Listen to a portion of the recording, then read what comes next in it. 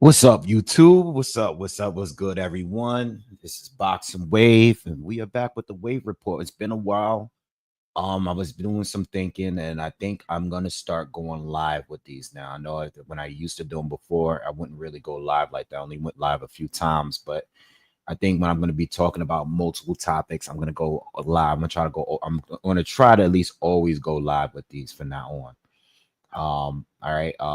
Just gonna switch up the format a little bit with a few things this year. Um, so today I'm gonna cover a few topics. I have a list of topics I want to discuss, a lot of them, but I don't want to pile it all up because I know I'm going to read the comments. I want to respond to you guys, and I'm going to leave some topics for later lives. But the three main things I'm going to cover today is Ryan Garcia and Devin Haney. I know I made a video the other day about those two, but there's been some updated news about them. I'm going to speak on Tyson Fury and his retirement, and a little bit more on that, and the possibility of Anthony Joshua and Deontay Wilder fighting, and other future opponents for those two. And I'm going to speak on Tank, and I'm going to speak on that last because there's a lot of stuff to address. I actually did a video that I didn't upload. I did upload it, but I kept it private.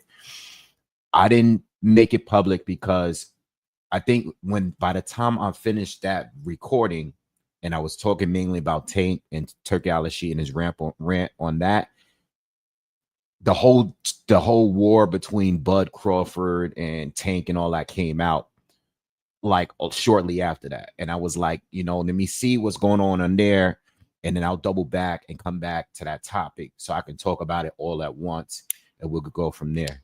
All right. Shout out to everyone in the chat. Please hit the thumbs up. Shout out to everyone in the chat. Shout out to Josh, Rich Franklin, CJ Rich. What's up, man?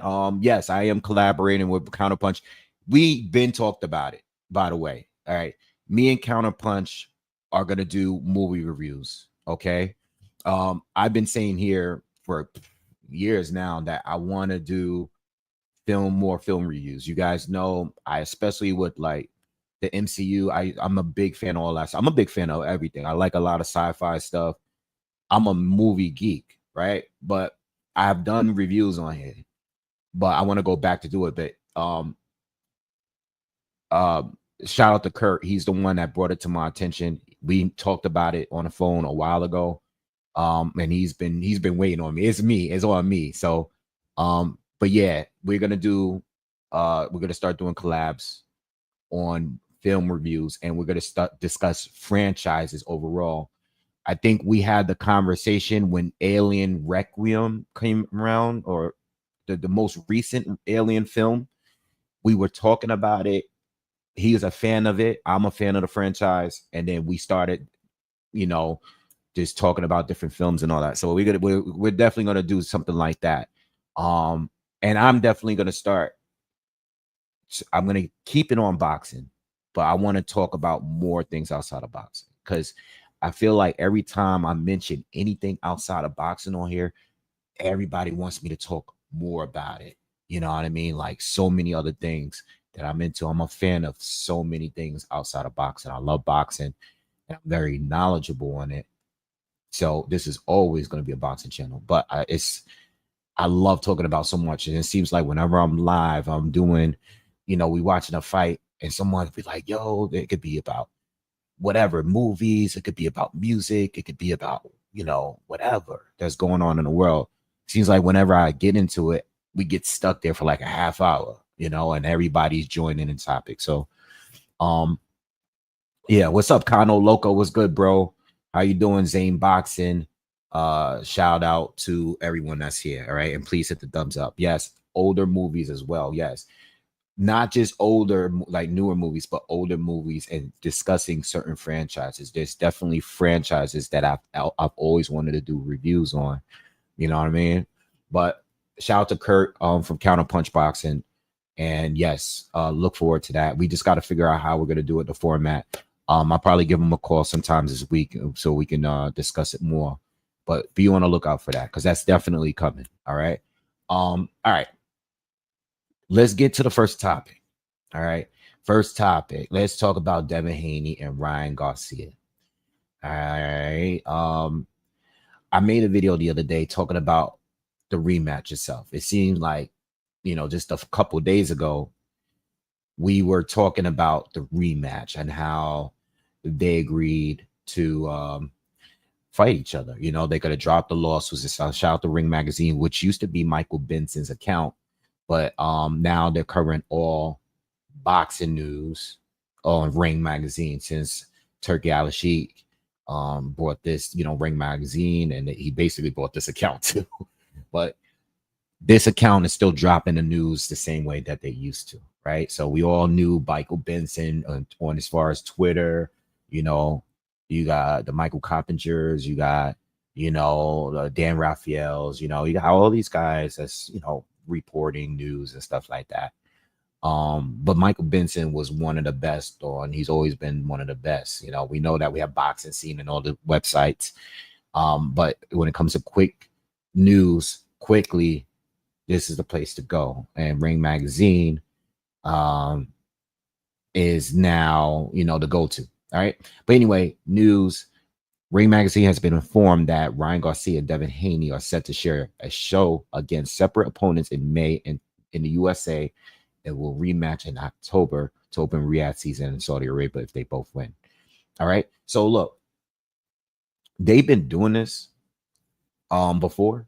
The whole Riyadh season kind of started with like a card like this. Remember that first December card where AJ was fighting Otto Wallin and Wilder was fighting Parker? It was like a bunch of different people with big names on the same card, but none of the big names were really fighting each other like that. You know what I mean? It seems like this might be a thing to build up the big fight. They both haven't been in the ring since that big fight. And we was expecting a rematch because they were both out there in London recently for the Ring Magazine's award. And they were supposedly agreeing to drop the lawsuit and all of that stuff. So it seems like everything is a go, right? Like they agreed on it. Cool. I love it. I said the other day in the video I did, I kind of want them to rematch before they move on. There's plenty of other fights out there that I love, especially at 140 or 147. There's plenty of other fights out there between these two that they could take. These two's names has been bunched up with a whole bunch of different fighters like Jaron Ennis and Teofimo Lopez and all of this stuff. And this is the thing, though, it's great for content creators because there's always news popping up every single day about potential fights. There's rumors, there's talks, there's negotiations going on with fighters fighting in the future. And then most of the time they fall through. Most of the time, right? Like both of these two fighters have been linked to Teofimo Lopez. Ryan's being linked with him right now because he might be a potential opponent. Devin Haney, Teal said, they sent him an offer. He turned it down, saying it was too low. But then now Devin Haney said that sent him an offer that was even bigger, and that Teal turned it down. I really don't know what's going on. But all I know is that these two are going to be fighting someone next. Now, questions I have. What weight is it going to be at? That's my first question. What weight? I don't care about purses. We know the location. Say USA, most likely Vegas, right? But I don't care about purses. All I really want to know is what weight will the fight be at when they do fight. Second, who are going to be the next two opponents? Because Ryan and Devin would be a big fight, right? With all the controversy behind their first fight, it would be a big fight. So how careful will their next fights be? Because look at it like this. Wilder, this is still a Riyadh season's associated card, right? So even though they're not fighting each other and they're both going to be fighting on the same card, how easy, how soft of a touch will this be? You feel me? Like, because when I think of AJ and Wallin and Wilder and Parker, those wasn't really soft touches. but they was trying to get those two to fight each other if they both won their fights. AJ won his, Wilder lost to Parker. You know what I mean? So how are these fights gonna go down? You know, I already seen that Ryan posted somewhere about, you know, you guys ain't gonna, we can't wait to find out one fighting next. It might not be a soft touch. It may not be. You know, this might be one of those situations where these guys might agree to fight in October, but one of these fighters might take an L before that, especially if they're going to go in there tough, you know, or semi tough. Maybe not elite fighter next, but it may be someone that can pull off an upset, you know, because Ryan ain't been in the ring for a minute. It's been a year, you know, since the Devin Haney fight. You know, he may not have that weight advantage this time. You know, he may not be, he may not be on Osterin this time. You know what I mean? If he's super clean and he has to cut a certain weight, you know, because now he's working with Turki Bud. I don't believe that whatever tricks he pulled in that last fight or the first fight with Devin Haney, he's not going to be able to pull it in this next fight or in a rematch with Haney. And then with Haney is a risk too, because even though it's been overturned to a no contest and Ryan's considered a cheater, you still got beat up pretty bad. You took a beating in that fight. Yes, you showed a lot of heart. You still won some rounds and you didn't quit. You didn't get stopped. You kept getting up, but you took a beating in that fight. You was busted up to pretty bad. So now moving forward, yeah, you don't have an official loss, but it's like a loss, you know, a damaging one. Like, how are you going to look in your first fight back? And what kind of fight are they looking to put you in there? You know what I mean? I'm not expecting the risk to be that dangerous, but it could be, because these guys are going to get paid. And we already know that when you're dealing with Turki Bud, he ain't going to put you in there with some super soft touch. He'll put you in there where you're likely to win. You should be the favorite, but we already know how 2024 went down. There was crazy upsets all year. We probably got more upsets in the last year than we got in the previous 2 or 3 years combined. Dudes was just losing left and right all over the place. You know what I mean? So I don't know. Let me read some of the comments, see what you guys are saying. What's up, Gio? What's good? Good morning. The Brown Glockage says, do you think Tank will ever fight elite good competition? I'm going to speak on that later in this video, so I got you. All right, I'm going to speak on that. Connell says, lawsuit will be paused, not dropped until Erythema. Okay. Until everything is final. Okay. Yeah, I'm sure. You're not going to drop the lawsuit if you guys don't agree on what you guys both said. Why is this not a rematch fight? I don't know. I have no idea, you know. But whatever, you know what I mean? Like I said the other day, I think they should go straight into a rematch. You know, but if they're gonna have a fight in between, which I believe should be a softer touch, hopefully they both win. You know, I'm not gonna complain though. Kano says Ryan fighting Pitbull next and St. Carlos Haney if they both win the fight. We'll see. Weight would be at 147. It's gonna be at D1 says one gonna be 147. Okay. Cody says, wait, the reason why so many of us don't like Haney despite his unbelievable talent, he can't crack an egg and has no killer instinct. He's an eyesore to watch despite boxing skills. I'm not defending that. All right. I'm a fan of Haney, but I'm also a realist.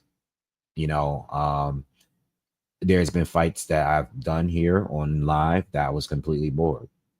You know, there was fights where I felt like he should change it, go into a different gear, and he didn't. Like the Gamboa fight, you know what I mean? Too safe. You know what I mean? So I don't think he's a big puncher. But I think he's been a bigger puncher recently, maybe because of the extra weight. He did drop Prograde. He did hurt Ryan. He buzzed him in one of those rounds. Buzzed him, not hurt him, but buzzed him. He caught him with a good shot there. I don't think he's powerless, but I think he's been better recently. I thought he was good in the Lomachenko fight. I thought he was good in the Prograde fight. I don't think he's a KO artist, and I don't think he will ever be a KO artist. I think he's had some boring fights. There's a million things that people can like or dislike about Devin Haney, and I'm cool. I'm cool with that. You will never sit here and have me defending any fighter and that receives criticism. You know what I mean? Now, if it's just hate or if it's just like not true, then I'm going to check you on it. But like this comment here, I can't argue against that if you feel that way. Can't argue with that at all. You know what I mean? Not everybody's going to like him. Zane says on social media, I've been seeing Haney versus Jose Ramirez. Yeah, I did see that too. I did see that. We'll see. And Mike Robb said possibly they both lose and still rematch in October. It's another possibility. Young Hollywood was good. So anyway, yeah. Star Fox, what's up, man? He says, speak on Turkey, no soft touches. He's saying Itama versus Usyk in 2025. I don't know, but that would be crazy. That's an alley oop for Itama because Usyk definitely does not gain much of anything. It's an all lose situation for him in that fight. All right, that would be alley oop for Itama to get a title and maybe beat that Mike Tyson record. I don't know. I think he's getting close to the age. All right. But yeah. Let's so yeah. I want to close out that hopefully they're soft touches, but not too soft. I don't expect them to be, because if these guys are both supposed to be elite fighters, obviously Devin Haney definitely have been more proven, becoming undisputed, regardless of how people feel about that. The judging, him becoming undisputed, a 2-division champion, definitely a lot more accomplished as far as legacy than Ryan is. But I do want to see the rematch, and I know people have questions like me. I've seen people say like Devin shouldn't fight him because he's proven to be a cheater. And I agree with you on that angle, of course. But I think if they were to have a rematch, they would negotiate in a way where things have to be a little bit more strict, and anyone can break the agreement like he did in the first fight. But I think Devin was too confident by just agreeing to the extra weight, you know what I mean? And taking a little money, not a little money, but taking extra money, I think whatever money that Ryan had to pay Devin extra out of his purse was not worth the defeat and the weight and the Austrian advantage that he had in this fight.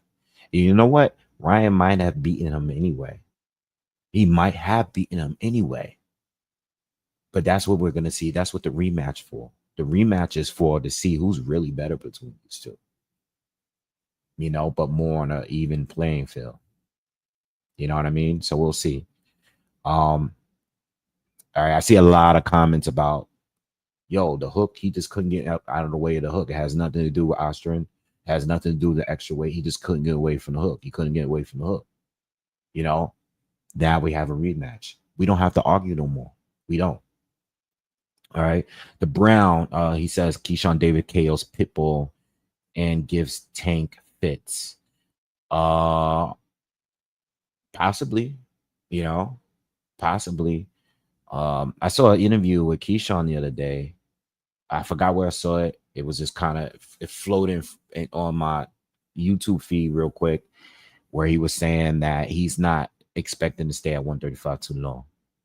He was just going in on topic of him and Shakur ever fighting. He's like, it will never happen because we won't even be in each other's way for that long. You know, he said most likely he's going to be moving up to 140 soon because he's bigger. He's much bigger than Shakur, and he sees himself at 147 in no time.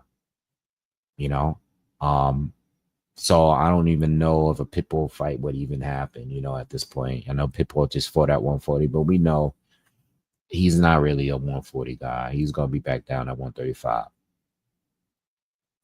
All right. All right. So let's move to the next topic, man. And thank you for the donation. Appreciate it. Please, everyone, hit the thumbs up for me. Just do that real quick. Let's get up. Let's try to get up to like over 40 likes. If we can do that for me real quick before we move on. All right. So the next topic, and we're gonna talk about the heavyweights real quick. Okay. We're gonna talk about I made a video the other day. We're discussing Tyson Fury. Right. And let me post this up. So I made a video about Tyson Fury the other day in his retirement. Now, according to Ring Magazine, Turki Bud is gonna have a sit down. He's gonna have a discussion with Fury. He doesn't want Fury to retire. All right, he wants that big fight with JJ. Fury's playing chess. You know, I made a retirement video the other day. If he stays retired, which I think it's a huge possibility, because I think the money that Fury is going to want to fight AJ is going to be too much. You know, I have a feeling that Fury may outprice himself. You know, so whenever they have that sit down talk, I still, even with the Saudis, and I know they have all the money in the world, but what I don't want, I don't think they would do is go to a point where it's like, yo, you're asking for so much money. Like if he's saying 500 million or anything like that, even a little less than that, it's still ridiculous. You know what I mean? Who am I to sit here and tell you what you shouldn't pay? Like if those guys are willing to pay whatever to get Tyson Fury back in there, then that's their business. But 500 million, even 200 million, like, you know, even like when we get into the hundreds million talk, you know what I mean? It's like I gotta pull out my calculator here and see that if it's even like worth that. You know what I mean? Once we get above the 100 million talk, you know, I'm sure Fury would want something major, but I'm sure that even with all the money the Saudis got, there's like a cap too. Like, you know what I mean? Like this is just like, I'm just handing you money, like you're robbing me at this point. You know what I mean? Like, yes, Starfox half a billion is crazy. Exactly. It is crazy. Like Floyd and Pacquiao didn't even get that. You know what I mean? I think they got close to that, but like, come on, that was the biggest fight ever. You know what I mean? This is not that. It's the biggest British fight ever, and it is a very big fight. It is. It is. It's a huge fight. It is. But I think there was a time where the fight might have been a little bigger. All right. I think it's still big, but I think there was a time when the fight was a little bigger. I think when they were originally talking about it a couple of years ago, I think the fight was bigger at the time because both of them weren't coming off losses. You know what I mean? And I'm not basing on everything. Obviously, they're a lot more popular and people are still going to support and whatever. But, you know, AJ coming off 2 losses to Usyk, you know, picking up a couple wins, but then coming out this knockout loss, it's still big and it still should happen. And I still really want to see it. But I don't think the money that Fury wants for it, I don't think it's justified. You know what I mean? You know, so I know he's playing chess. I do know he's playing chess. Like, I'm going to retire. So for you guys to pull me out, you have to throw me. I have to make the most money that anyone's ever made in a fight before. And I'm not sure even a Wembley filled up, packed Wembley Stadium is going to be able to cover the money that Tyson Fury wants, because whatever Tyson Fury wants, AJ's still, even if AJ takes less, he's still going to want some too. Like, you know what I mean? I don't think it would be 500 million, but let's just say, let's be a little bit more realistic, even though it's still super high. Even if it's 200 million and Tyson Fury wants 200 million, and Turkey agrees to give him 200 million for that fight, how much you think AJ is going to want? How much less is he going to take? You know what I mean? Like, do you guys think, and I'm going to ask you guys this since you're here, do you guys think that that fight in the total purse at Wembley sold out? Do you guys think that this fight is a $300 million fight?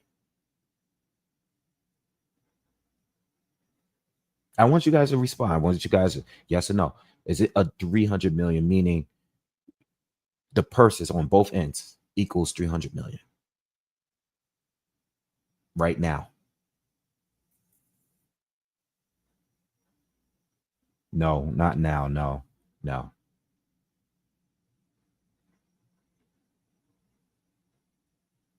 Yeah. I don't think so neither. I don't think so. It's like, you know what I mean? It's yeah, I can see it being 100 million, because Wilder and AJ was almost 100 million. You know what I mean? Like, that was 100 million easy. That's, at least that's what the zone was offering before. If you're offering Wilder for a 3-fight deal with Brazil or whoever it was, and then AJ for 100 million, and AJ, that's not even including AJ's purse, is they can definitely do it. But timing is everything. Timing is everything. You know what I mean? I do think it's 100 million total, at least. Um, you might even say 150. You know what I mean? The total purses. But I think once we get past 200 million, I think it's just unrealistic. You know what I mean? I believe so. That's just my opinion. But if they are willing to pay it, let them do what they do. All right. But the main thing I wanted to talk about with these heavyweights is there's two things. Ring Magazine, I'm still on their Twitter because a lot of this news is coming out on right here. And Turki Al-Sheikh has declared that he now intends to make Anthony Joshua versus Deontay Wilder. If Tyson Fury remains retired, I want to see Joshua and Wilder now. If Tyson is not available, why not Joshua and Wilder, right? Okay, Wilder is supposed to be fighting Curtis Harper. If you guys don't know, that is a long, he is a pretty durable journeyman. A lot of guys has been in the ring with him. He is rugged. All right, he's rough. He's very physical. I know everybody know him from going viral in the FA Jagba fight that he walked out of the ring before the fight started. But outside of that fight, he's very, very durable. That's why he gets good fights. He's very durable. So even though offensively he's not that good, he's not that good of a technician, he's lost a lot of fights, he is very, very durable. All right. Very. So let me look him up real quick. Curtis Harper. Let me look him up real quick because I can't remember everybody he's fought. All right, but I know he's fought a lot of people, and he's been taking a lot of losses over the years. But he's pretty durable, 11 losses, 18 wins, 6 knockouts. This is a all right. Curtis Harper, while they're fighting Curtis Harper, it's a really far drop down, and I know he's had it rough. He's supposed to be fighting him on Black Prime, I think.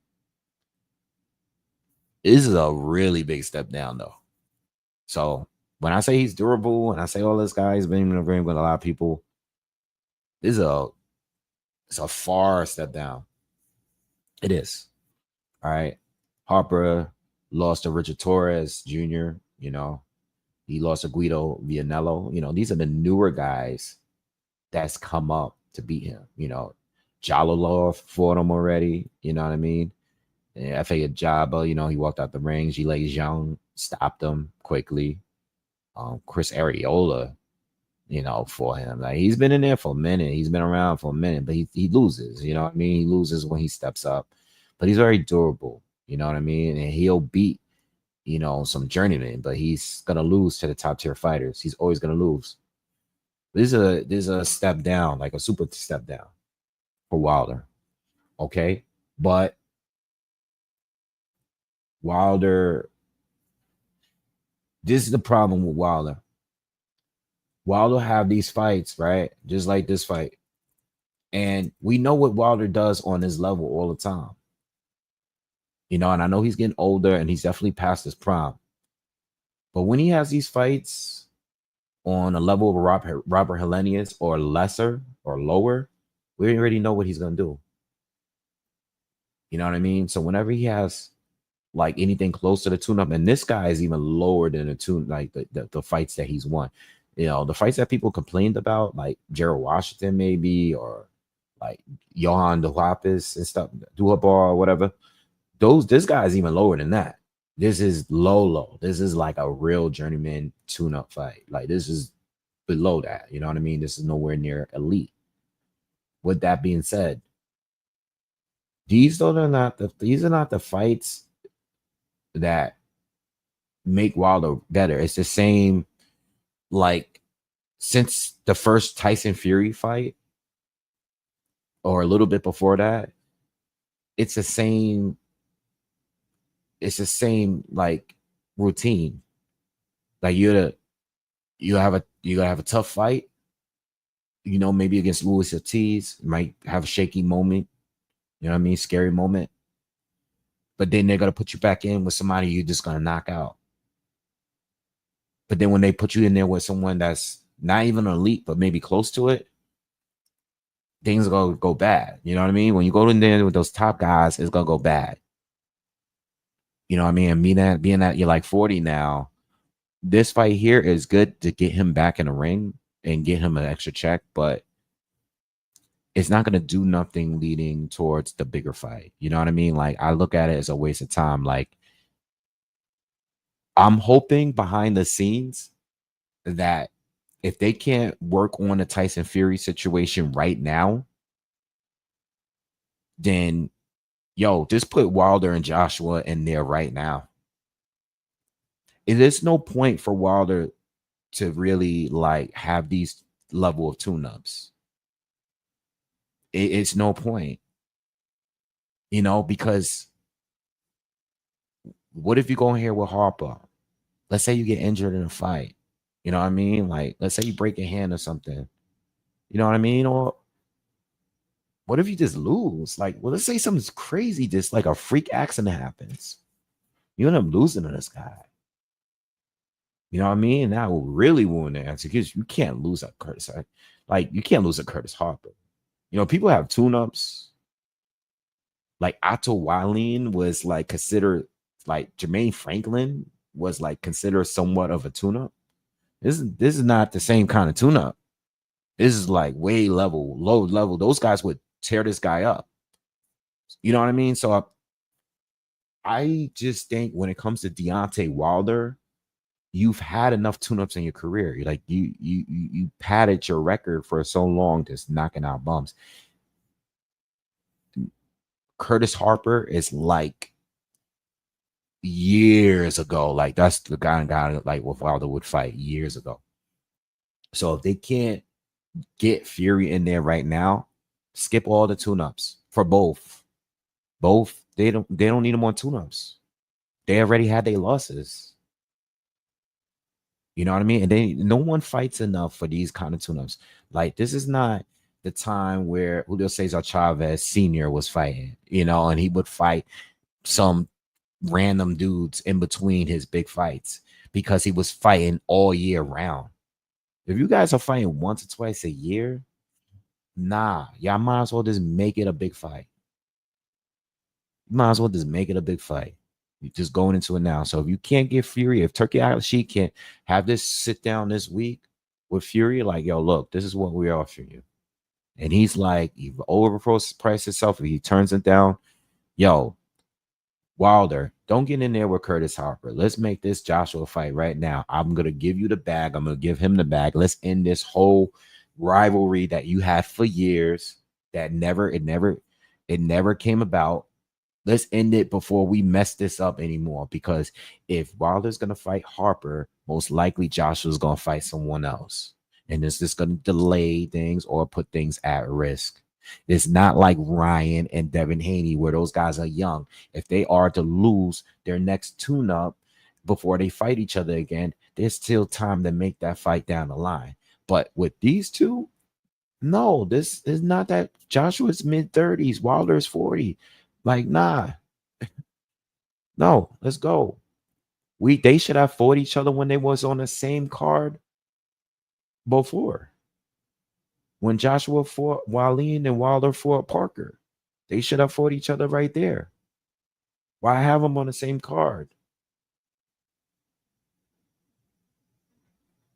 You know, and I was telling y'all then, like, Wallin was the tune-up. More so, like, a lot of people thought AJ, because of the way he's been looking, that AJ was going to possibly lose that fight. And more people thought Wilder was going to win his fight than Parker. And I said, no, the Wilder and Parker fight is the harder fight.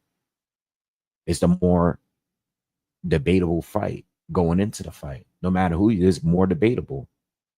It's more close. It's more competitive. I never thought Wilder and Joshua was going to be a tough fight for Joshua. Never thought that. Because I always felt like he's underrated against southpaws. I think he's a very good southpaw fighter. I think he's a very good southpaw fighter. You know, I know he lost to Usyk, but like nobody else is a Usyk in the heavyweight division. No one else is that. He's very good against southpaws. All right, so I want them to fight now, yo. If they can't get Tyson Fury to fight AJ right now, that should be the fight to make right now. Don't waste any more time. So look, they got this list here, right? Ring Magazine. Eddie Hearn has named a series of possible options that could be considered for Anthony Joshua's next fight if Tyson Fury's retirement is sincere. Bacoli, who's fighting Efe Gajaba, right? And I do not believe that fight is a guy. I saw them at the awards the other day.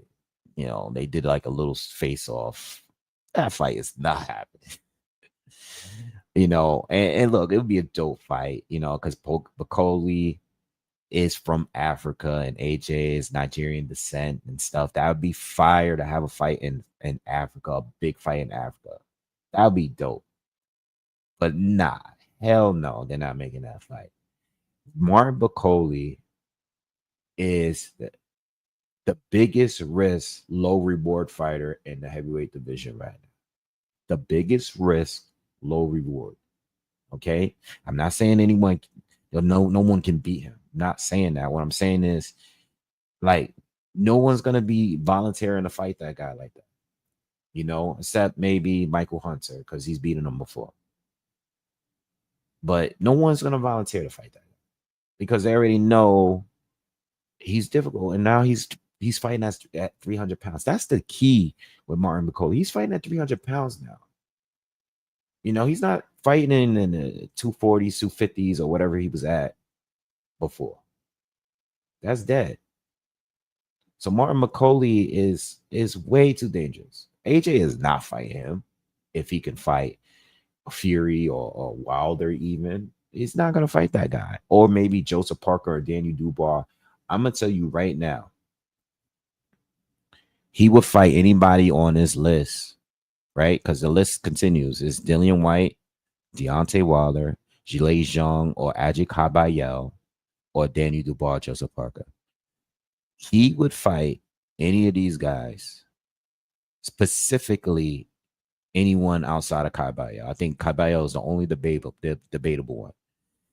He would fight anybody else on his list before fighting Martin Bakole. Martin Bakole is, if this was in an order, he would be at the bottom. Easy. Dillian White, I know he's fading. All right. I know he just made his comeback. Didn't look that great in the comeback. But at the end of the day, he would fight that fight. Like, they would still do decent numbers in a London arena somewhere, or even if they did it in its Riyadh season, whatever they decide to do, he's going to do that over again. Because, I mean, technically, in my opinion, it would be just a tune-up. Dillian White is not, he's out of those three, because they all him, Joshua, and Parker were all prospects at the same time. Out of those three, White is at the bottom by far. Like, Joseph Parker and Anthony Joshua just had way better careers. And Dillian White right now is arguably a top 20 heavyweight right now. You know what I mean? It is what it is. Got to be honest. All right. At one point, he was arguably a top 5. I don't know if he's even a top 20 right now, because I think some of these younger guys will beat him right now. And I think some of the older guys will beat him too. You know what I mean? But I see him fighting Dillian White. I'm gonna put him. Well, if Fury doesn't happen, I'll put Wilder number 1, and I'll put White number 2. I say White is the second likely to get the fight. And then after that, I would say maybe a Zhilei Zhang. And if he wins, I'm specifically saying Zhilei Zhang. I'm not going to say the winner of that fight. I say specifically Zhilei Zhang, number 3, if he wins. And I'm going to say either the winner of Daniel Dubois, Joseph Parker. Because those are dangerous fights to me. I actually think, and you might disagree with me, but I'm speaking stylistically. I think Zhilei Zhang is a not as difficult fight for AJ specifically. I think both Daniel Dubois and Joseph Parker are more difficult fights for AJ right now to win. I think Zhilei Zhang is the most powerful one puncher between the three, but we know exactly how to beat Zhilei Zhang. You know what I mean? And being that he is a southpaw, and I believe AJ is good against southpaws, and I think like Zhilei Zhang is kind of, even though he's very good, he's very powerful, and he can definitely hurt and knock out AJ. We know that he's a 5-round fighter. We know that. We know it. You take it easy against the guy. Don't do too much. Don't be too reckless in those early rounds. Stab to the body, move a little bit. We know he's probably the lowest volume puncher in all of the top heavyweights. He is, to me, very dangerous as far as knockout power, but he's probably the easiest to beat on points compared to these other guys. I think Parker is dangerous for Joshua right now. I'm not even sure who wins that fight. And I think Daniel Dubois beats him again if they fight. I don't think that was no fluke. I think Daniel just got his number. And I've never said that with anybody else that AJ fought. I think Daniel just has his number.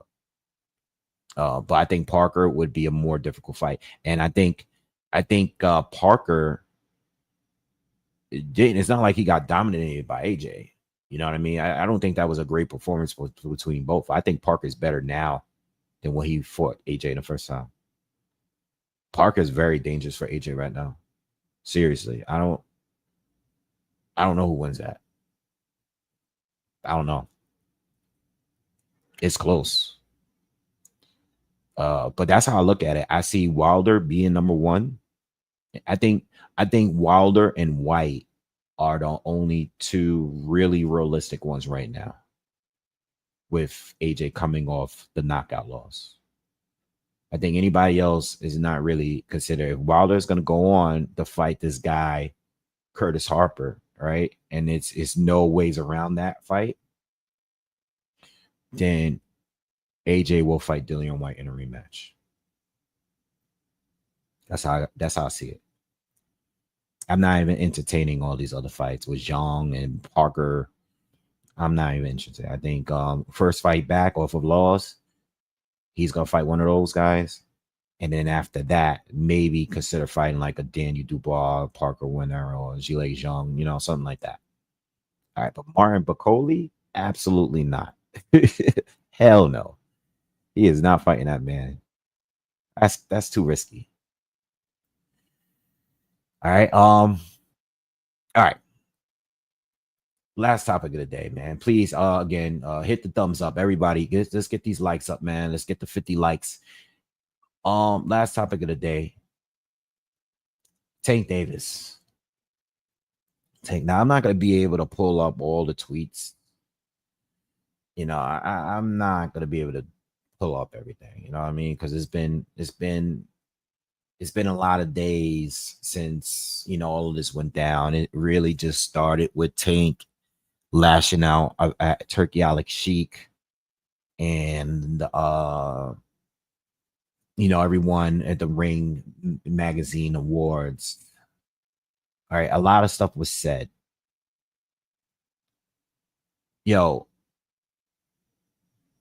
A lot of stuff was said. And you guys know my stance. I think Tank is a great fighter. Well, when I say great, I think he's highly entertaining to watch. I enjoy watching this fight. I've always enjoyed watching this fight. So my support of Tank comes from me watching him. I love the knockouts. I love the IQ. That's where it ends. So that's my fandom comes from that specifically. Do I like him outside of the ring? No. I don't like his character. I don't like how they move as far as picking opponents, matchmaking, stuff like that. I've been saying for years the same stuff. I want Tank to fight someone that we're not sure if he's going to be able to beat. And it hasn't happened yet. There are fights that I wanted to see throughout his careers. And he's as a fan of him and as a supporter, I have not gotten what I wanted to see. Not once. All right. It hasn't not been still in 2025. The only fight that he had going into the fight that I was shook or nervous about was the Jose Pedraza fight. That is the only one. Every other fight, we knew the outcome. Every other fight. That has always been my stance. It's still the stance today. It has not changed. We criticize. We sit here, and I've been on here for a long time. Been here over a decade. Every top fighter we criticize, right? Canelo, Floyd, Pacquiao, Ward, Crawford, Fury, whoever. Everybody at some point took a fight that we wasn't, all those guys I just named that are elite fighters took multiple risks in some point in their career. Some point in their career, they went into a fight that I was unsure how the outcome would be. Tank had his one fight, and that was it. So when he attacks Turki Alex Sheik, he says Turki, he has these awards. All these guys are suckers for going out there. That's why these guys went over there and lost fights. I think he was talking about Wilder when he said that because he's a PBC guy too. He was talking about, he's only inviting people that he deal with to the wars and stuff like that. As if knows all other fighters. There's PBC fighters that got relationship with Turki Alex Sheik. So that's fault. All right. But the thing with Tank is, bro, you've been disrespectful already. You've been disrespectful already. Now I know it's an award show. Maybe you didn't get an invite, but I don't think you telling Turkey Al-Sheikh to send you 2 Ferraris before we can even have a sit down discussion. I wouldn't rock. I wouldn't want to deal with somebody like that neither.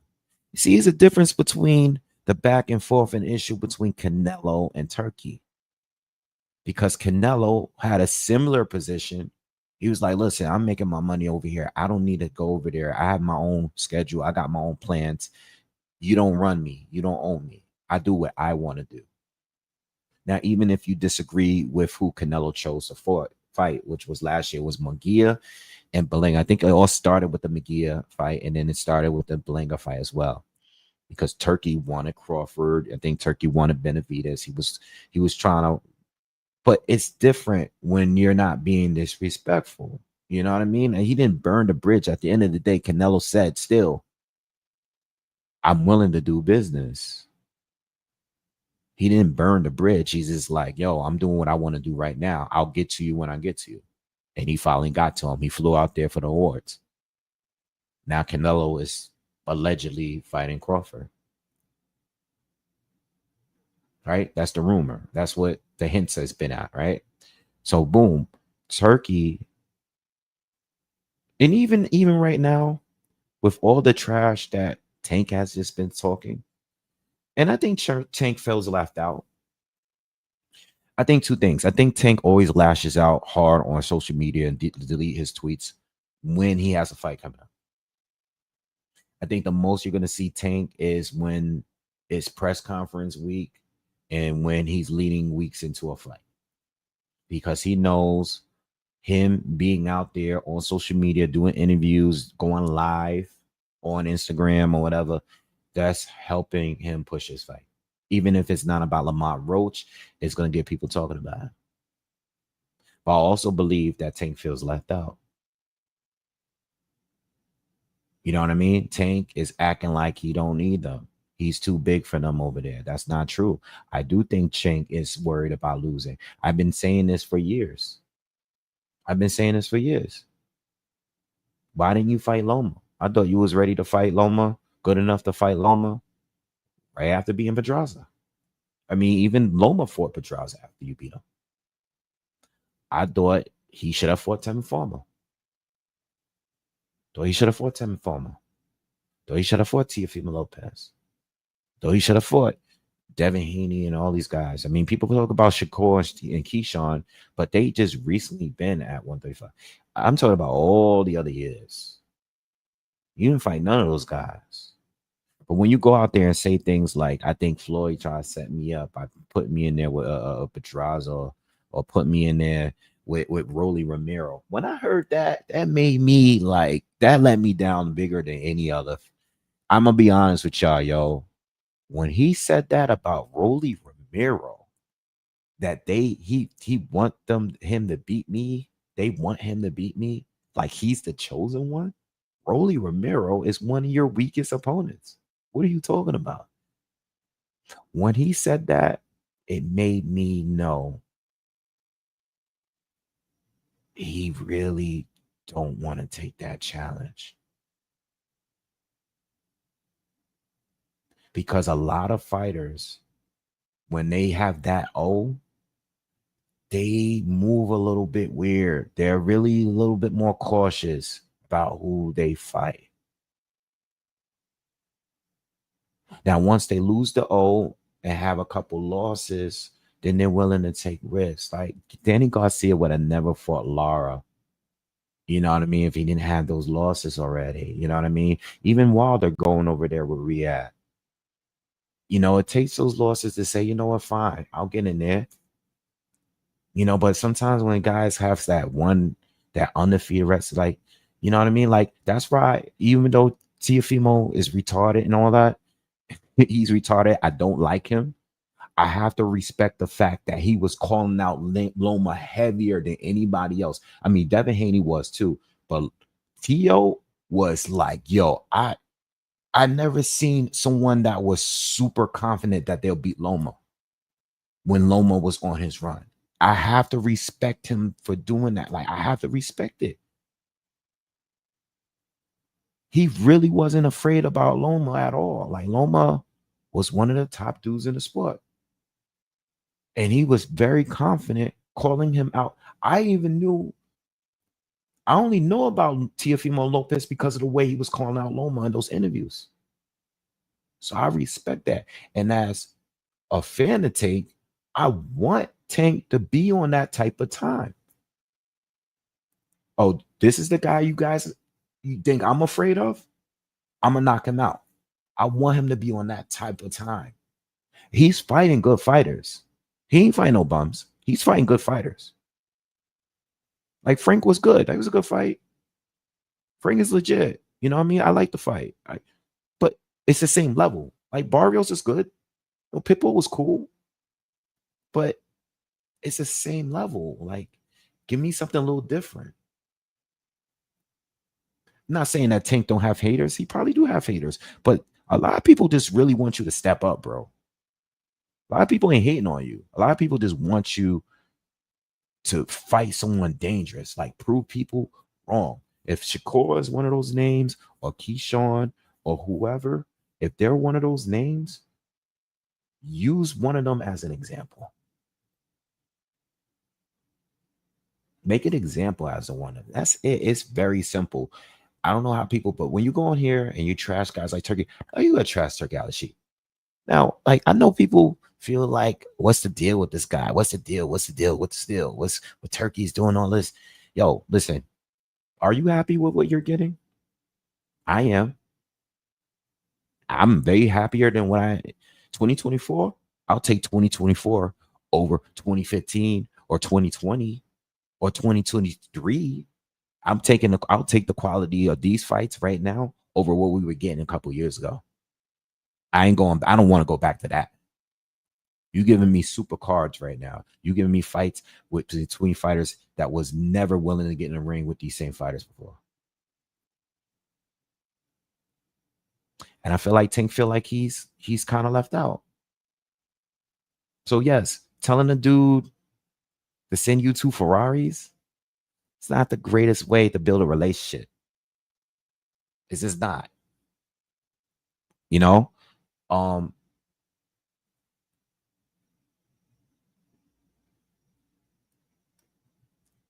Is this, I'm gonna point this guy out. Is this guy retarded? Did he listen to anything I just said? Look at this comment right here. All right. Look at this comment.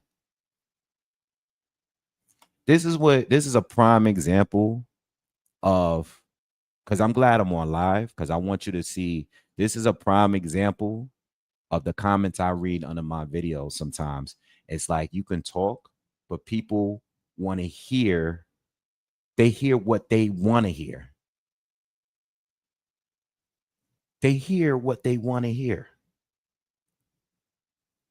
I don't care what you're talking about. You're praising Tank. Does this sound like I'm praising Tank here?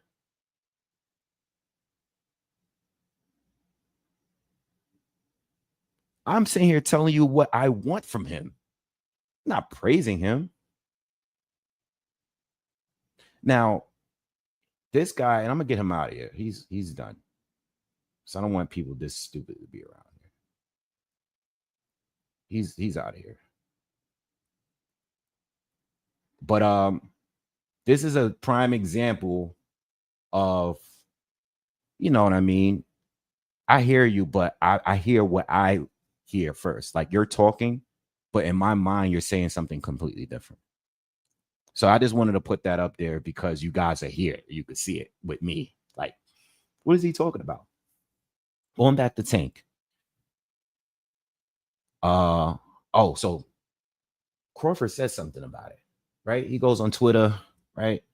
You see here, he starts with, I see somebody mad they wasn't invited at the Ring Magazine thing. Now when it comes to this, and they go back and forth, they talk about money, who has more money than this. Crawford says, well, I do got bigger investments. Tank took it personal. Tank started going in on his wife, his kids.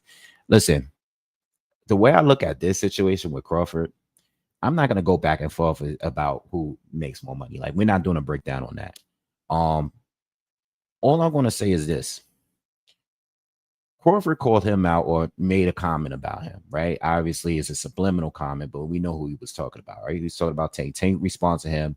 They go back and forth. Look,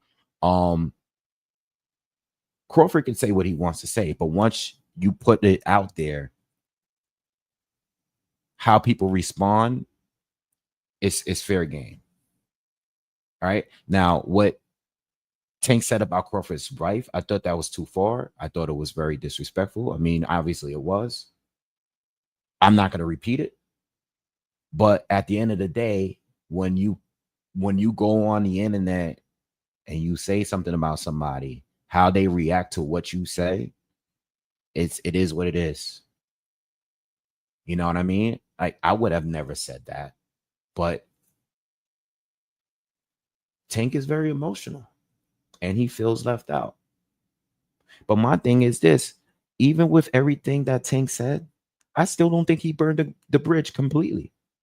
I think Tank and Turki, I think Turki is willing to deal with him still. Like, if Tank didn't do this like little 12-year-old stuff and go on there and delete the tweets, I think if he would like to meet with Turki and have a conversation with him, he'll be just like everybody else. Turki will be shaking his hand and taking a picture with him, just like he does with everybody else. Like he did with Canelo, like he did with Boots and Crawford and all these fighters. Like, we just meet and we spoke. We talk business like men, like real men, like how men should supposed to be. Not going on the internet. Stop going to the internet. That shouldn't be your first option. That shouldn't be your first option. And then you saying this disrespectful stuff and then you deleting the tweets as if it's not going to be saved somewhere. We're all going to see it. I don't have to ever see Tank's tweets live. Even if he deletes it, it's going to be out there for me to see. Oh, what did Tank say now? Tank, yo, look. It's so simple. You can go over there and fight. You feel left out, you can go over there and fight. If you go in there and fight, you're going to get paid more. But guess what? You're not going to be able to cherry pick. They're going to match you up just right. So if you want to be over there, and I'm sure you're making a lot of money, I'm sure you made a lot of money with the PBC. But if you're one of the faces of boxing, which many people believe, I believe too, if you're one of them, right? If you want to make more money, if you want to be respected, because all of this with Crawford and Turki and Rain Magazine, all this stuff he's doing, excuse me, this makes him look insecure. He's sitting there like he's not getting respect. With anyone that goes online and lashes out at people like this, you don't feel like you're getting the respect that you deserve. So if that's the case, go over there and knock one of these dudes out. That's it. Don't be going on here saying, yo, they trying to make me lose by fighting Rolly Romero. What? Nah. That's not the way to do it. As good as Tank is, he's always sounding like he's a bit unsure of himself. He's very insecure. He's very insecure. He shows it all the time. And you know what? And I'll end it with this because I got to run. I'm tired of these fighters waiting until they take a bunch of losses before they start taking risks. You know what I mean? I'm tired of that. I'm tired of it. I don't want nobody going on rehab season after you just taking some losses and now, all right, you know what? Now I can get paid to take the fight because I lost already. No, let's do it while you're in your prime. Now it's not like Shakur versus Schofield wasn't a fight I was asking for because I wanted to see Schofield, you know, level up a little bit more. But I like the fact that even though he's not the favorite to win, I mean, I like the fact that it took the shot, like they're taking the opportunity to fight one of those guys that they were calling out. I like that. You know what I mean? Because I personally don't think he has the experience to fight someone on Shakur's level yet. But I see the talent. He's still dangerous. He has power. He's explosive. He's a switcher. He can box pretty good. He's young. I don't like that these guys are waiting all these years to take a risk. Like you might take a loss, but that loss might make you better. I believe Canelo got way better after fighting Floyd. He was way better. I mean, people would say he's inexperienced now. No, he wasn't inexperienced. All right. He wasn't experienced as he is now or years ago, but he wasn't inexperienced. Like he was experienced. He had over 40 fights already. He just didn't fight nobody on Floyd's level, but he still took the risk. So I got to respect it. But that loss made him better. He's a better fighter. He was a better fighter right after that fight. He was better against Lara because of that fight. You know what I mean? Like, these guys got to stop waiting until they pile up a bunch of losses before they start going and taking risk. You know what I mean? Like, the protect your old thing is overrated, bro. We just want to see good fights. We want to see you take a loss but bounce back. We want to see you face some adversity. That's what I want from Tank. I want to see you face some adversity. I want to see it at some point. Even if you're going to take a few easy ones in between, just face someone at some point. You got to throw us a dangerous one every now and then. And that's what I want to see from everybody. He's making it look like he's being picked on. He's not getting picked off. I think everybody wants the same thing. The only fans that defend this kind of movement are fans that just don't want to see you lose. You know how many times I read a comment? Oh, I'll call for a difficult fight, and they'll be like, even with Spence and Crawford, like some of the Spencer, like, you just want to see him lose. No, I want to see him challenged. I don't want to see him lose. I'm not saying that. I'm saying that I want to see him challenged. So the only people that be like saying that, like, oh, you just hating on him, you want to see him lose. Are you implying that he's gonna lose? I'm not. All I'm saying is that I want to see him challenged. You feel me? That's it. All right. Listen, I'm gonna get on out of here, guys. Good live. All right. Please, on the way out, hit your thumbs up if you haven't already. Subscribed to the channel. All right. And y'all have a good day, man. I'll see you on the next one. All right. Peace.